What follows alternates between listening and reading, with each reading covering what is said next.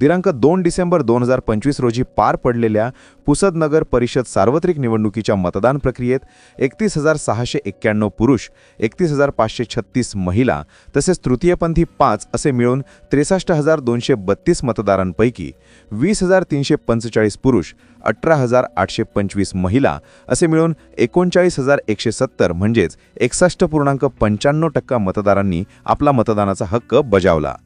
सकाळी 7 वाजल्यापासून सुरू झालेली ही मतदान प्रक्रिया सायंकाळी 5:30 संपली. या दरम्यान मतदान केंद्राच्या गेटच्या आत असलेल्या व्यक्तींना उशिरापर्यंत मतदान करता आले. बऱ्याच ठिकाणी रात्री 8:30-9 वाजेपर्यंत मतदानाची प्रक्रिया पार पडली. या निवडणुकांचा निकाल दिनांक 21 डिसेंबर 2025 रोजी लागणार आहे.